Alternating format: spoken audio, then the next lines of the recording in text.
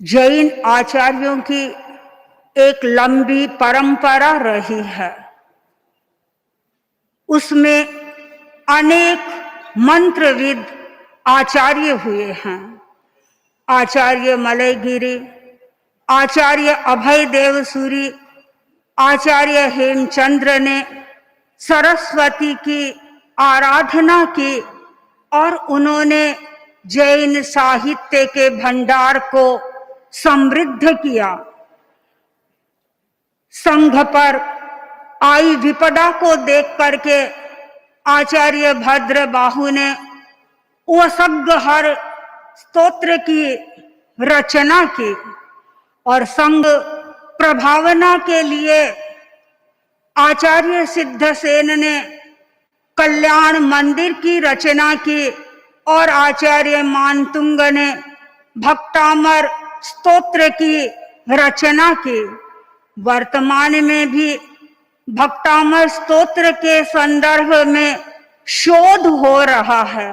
एक बहन इस पर रिसर्च कर रही है और वह यह ध्यान दे रही है कि कौन से श्लोक का हमारे शरीर के कौन से अवयव पर किस प्रकार प्रभाव पड़ता है, कौन से श्लोक के द्वारा कौन सी बीमारी को समाप्त किया जा सकता है।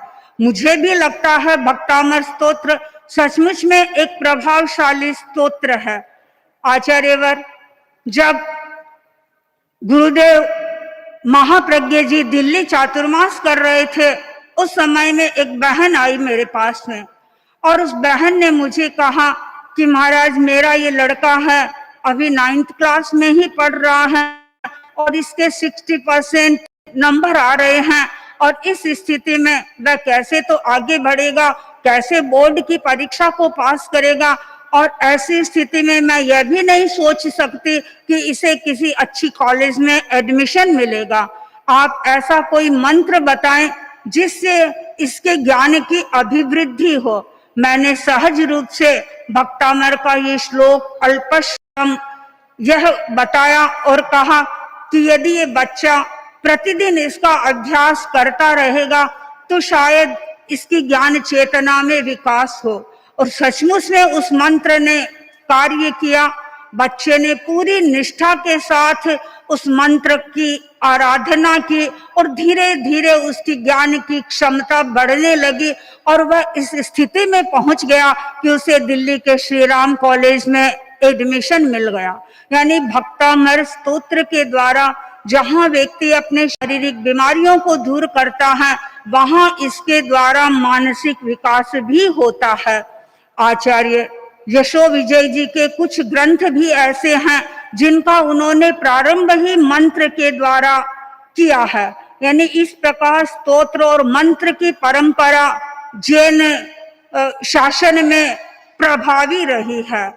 तेरा पंथ की परंपरा की ओर जब मैं ध्यान देती हूँ, आचार्य भिक्षु का तो नाम ही मंत्र था। सेवाभावी मुनि श्री चंपालाल जी ने एक गीत लिखा है, भिक्षु भिक्षु भिक्षु मारी आत्मा पुकार, और आज हजारों लोगों को वह गीत कंठस्थ है और ओम भिक्षु के नाम का चमत्कार ही उसमें बताया गया है। साध्वी कल्पलता जी ने एक पुस्तक लिखी है आस्था का चमत्कार, और उस आस्था के चमत्कार में आचार्य भिक्षु के जप से, आचार्य भिक्षु के नाम से कोई बाधाएं आई और वो उनसे समाहित हो गई, दूर हो गई। तो आचार्य भिक्षु का तो नाम ही चमत्कार है। जयाचार्य के जीवन का हम अवलोकन करते हैं, इतिहास में पढ़ते हैं। जयाचार्य ने भी अनेक स्तुतियों का निर्माण किया। देखा बीदासर में जब सारे संत बेहोश हो गए थे, अकेले जयाचार्य थे और उन्होंने अपने इष्ट की आराधना की, मुनिंद मोरा ढाल की रचना की और उसका जोर जोर से संगान किया। सारा जो विघ्न था, जो उपद्रव था, वह समाप्त हो गया। और बीदासर में ही जब स्वयं जयाचार्य के शारीरिक उपद्रव हो गया था, मूत्रावरोध हो गया था, तो उस समय में भी उन्होंने अपने इष्ट की ही हमारे प्रगटा जी भारत खेतर में। मैंने इस गीत का संगान किया और धीरे धीरे धीरे धीरे उनका मूत्रावरोध है वह समाप्त होगा। और कंटालिया में जब सेना का आगमन हो रहा था, लोग सारे गांव को खाली करके जा रहे थे, ऐसी स्थिति में आचार्य भिक्षु जयाचार्य ने विघ्नहरण की ढाल का स्मरण किया, उसका संगान किया और थोड़ी ही देर में संवाद मिलने लगा कि सेना तो सारी तितर बितर हो गई है, बाहर से ही वह तो आगे बढ़ रही है। तो जयाचार्य ने अनेक स्तुतियों का निर्माण किया और वो स्तुतियां आज भी हमारे अनेक साधु साधियों के स्तुति के विषय बने हुए हैं और कई प्रातः काल के समय में इनका वे संगान करते हैं। और हम सबको ये अनुभव भी होता है कि बहुत सारी हमारी जो आसपास की विघ्न बाधाएं हैं वे तो इनसे दूर ही हो रही है।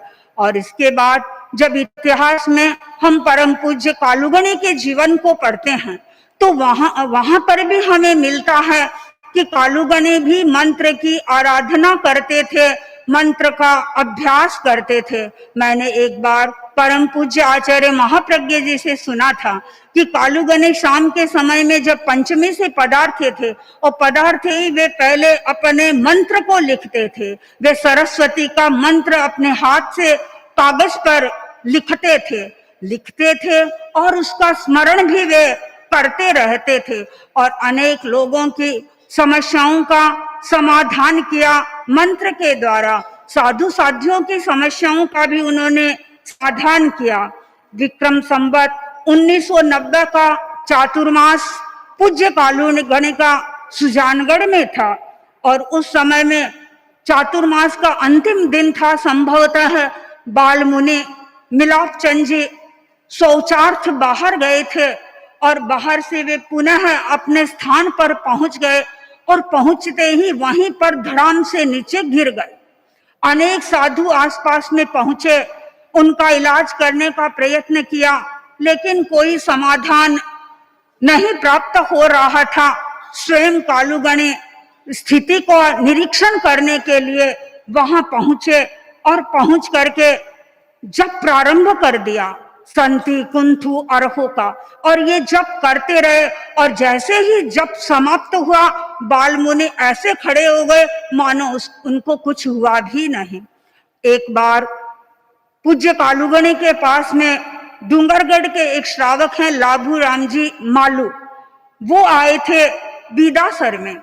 वे प्रायः दर्शन के लिए आते रहते थे। कालुगणी के दर्शन किए। पूज्य कालुगणी ने देखा उनके चेहरे की उदासी को, तो पूछा तुम्हारी उदासी का कारण क्या है। उन्होंने बताया गुरुदेव मेरे एक पुत्र हुआ है, घर में तो चारों ओर खुशी का वातावरण है, किंतु वह उसकी आंखें काम नहीं कर रही है, उसके बहुत अधिक वेदना हो रही है। तो मैंने सोचा एक बार मैं कालुगणी के दर्शन कर लूं, मार्गदर्शन प्राप्त करूं। तो कालुगणी ने उस समय में उनको बताया कि तुम संति कुंथु अरहो इस जप करो और इसके जप से तुम्हारे कर्मों का होगा और असाता वेदनीय का जो तुम्हारे संभव है वह भी समाप्त हो जाए। साध्वी कान कंवर जी को कहा कि इस मंत्र को इन्हें याद करवा दो। मंत्र को सिखा दिया और उसके बाद में वे डूंगरगढ़ चले गए और डूंगरगढ़ जाने के बाद में उन्होंने उस मंत्र का प्रयोग किया। इतिहास में बताया गया है कि मात्र 3 दिन तक इस मंत्र की आराधना की थी और धीरे धीरे स्थिति में परिवर्तन हो गया। और इसी प्रकार एक व्यक्ति और कालुगणी के पास में आया, उसकी भी अपनी समस्या थी। तो कालुगणी ने उसे भी एक पद्य कंठस्थ करने के लिए कहा कि इस पद्य को तुम कंठस्थ करो और इसका जप करते रहो। और वह पद्य था कोदर तपसी राम सुख पित्थल मोती ही भोप दीप सुख श्याम जी भिक्षु सिख बड़वीर। यह पद्य उन्होंने सीख लिया और सीखने के बाद में उस पद्य को बराबर उस व्यक्ति को सुनाया गया और धीरे धीरे वह व्यक्ति जो ज्वर से ग्रस्त हो रहा था, ज्वर उसका समाप्त हो गया। कालूगनी मंत्र की आराधना करते थे और कालूगनी के ही शिष्य या पटधर परम पूज्य गणाधिपति गुरुदेव श्री तुलसी भी मंत्र की आराधना करते थे। जब गुरुदेव के अचानक घुटने में दर्द हो गया और उस समय गुरुदेव ने विघ्न हरण की ढाल का प्रयोग किया और उस प्रयोग के द्वारा वह जो दर्द था धीरे धीरे उससे समाप्त हो गया। जब गुरुदेव हिसार में चातुर्मास कर रहे थे तो हिसार में चातुर्मास समय में गुरुदेव ने 9 पद की आराधना की थी, यानी नमस्कार महामंत्र और इसके साथ में ज्ञान दर्शन चारित्र और तप, ऐसे करके 9 पद की पूरी आराधना की थी। स्वयं मंत्र की आराधना करते थे और कभी कभी अपने मंत्रों को प्रयुक्त भी करते थे। प्रसिद्ध घटना है जब गुरुदेव बंगाल की यात्रा कर रहे थे और उत्तर प्रदेश में पधारे, उस समय एक्सट्रीम हीट थी, लूएं चल रही थी और एक मुनि के अचानक ज्वर तीव्र हो गया, स्थिति काबू में नहीं रही, अनेक उपचार किए। अंत में गुरुदेव ने संतों से कहा ओघा लाओ, ओघे से एक धागा निकाला, कुछ गुनगुनाया और संतों को कहा ले जाकर के उनके बांध दो। धागा जैसे ही बांधा धीरे धीरे स्थिति सुधरने लगी। तो इस प्रकार गुरुदेव स्वयं भी मंत्र का प्रयोग करते थे और कभी कभी दूसरों को अच्छा बनाने के लिए भी मंत्र का प्रयोग करते थे। और परम पूज्य आचार्य महाप्रज्ञ जी ने इस तेरा पंथ की परंपरा का गंभीरता से अध्ययन किया और उनको लगा ज्ञान शक्ति और आनंद को जागृत करने के लिए मंत्र बहुत उपयोगी सिद्ध हो सकते हैं। उन्होंने एक जगह लिखा है, मैं ज्ञान शक्ति और आनंद का समन्वित विकास करना चाहता हूँ। उसके लिए मैंने खोज शुरू की और उस खोज में मंत्र को शक्तिशाली साधन के रूप में पाया और मंत्र की साधना शुरू हो गई। प्रलंब काल खंड में उन्होंने अनेक मंत्रों का प्रयोग किया और उन सब का एक संक्षिप्त सा विवरण यात्रा एक अकिंचन में दिया गया है। परम पूज्य आचार्य महाप्रभु जी मंत्र वेत्ता थे, मंत्र प्रयोक्ता थे और मंत्र सृष्टा भी थे। उन्होंने अपनी माँ के लिए, साध्वी बालू जी के लिए एक गीत बनाया, वह है चैत्य पुरुष जग जाए। और वह गीत नहीं, एक तरह से मंत्र गीत है। हजारों हजारों लोगों ने इस गीत को कंठस्थ किया है और इसमें अनेक प्रकार के मंत्रों को बताया गया है। एक साध्वी ने अपने संस्मरण सुनाते हुए हमें बताया कि इस गीत की एक पंक्ति के द्वारा मैंने अपनी जो बीमारी थी उसको ठीक कर लिया। उसने कहा एक रात्रि के समय में मुझे बिच्छू काट गया, अनेक प्रकार के इलाज भी किया उस समय में, लेकिन मेरे हाथ की सूजन बढ़ रही थी, ठीक नहीं हो रही थी। तब मैंने इस गीत का प्रयोग किया और अंत में इस गीत का एक चरण क्लिंग क्लिंग क्लिंग क्लिंग, और इसका मैंने लगभग 1 घंटा से अधिक जप किया। और जैसे जैसे मैं जप करती रही मुझे ऐसा लगा कि मेरा जो विष है वह विष सारा उतर रहा है। तो यह चैत्य पुरुष जो गीत है वह वास्तव में गीत नहीं, एक तरह से मंत्र ही है और इस मंत्र के द्वारा हम अनेक प्रकार के रोग को भी शांत कर सकते हैं और मानसिक समाधि भी इससे हम प्राप्त कर सकते हैं। और इसके अतिरिक्त भिक्षु अष्टकम, तुलसी अष्टकम में भी मंत्रों की संयोजना की गई है। अन्य मंत्रों के आधार पर परम पूज्य आचार्यवर ने एक ग्रंथ का निर्माण किया है और वह मंत्र एक समाधान, और इस ग्रंथ का आज कई लोग प्रयोग कर रहे हैं। दिल्ली में एक हमारे समाज की ही लड़की है, वह ज्योतिष को जानती है और उसके अनेक लोग जो उसके पास में आते हैं अपनी समस्याओं को लेकर के, तो कई बार वो समस्याओं के समाधान में इस पुस्तक का उपयोग करती हैं और लोग जो मंत्र सीखते हैं उनको ऐसा लगता है कि हमारी समस्याएं इन मंत्रों के द्वारा समाहित हो रही है। हम वर्तमान में परम पूज्य आचार्यवर को देख रहे हैं। आचार्यवर के सामने भी अनेक प्रकार की समस्याएं आती हैं, अनेक प्रकार के लोग आते हैं, वे अपनी बात प्रस्तुत करते हैं और कई लोग ये कहते हैं कि आचार्यवर आप हमें कोई ऐसा मंत्र दें जिससे यह समस्या समाहित हो जाए। और कई बार साधु साध्वियों के पत्र भी आते हैं, वे अपनी समस्याएं लिखते हैं और वे आपसे ये निवेदन करते हैं कि आचार्यवर कोई ऐसा मंत्र बताएं जिससे कि हमें समाधि मिले, हमें शांति उपलब्ध हो।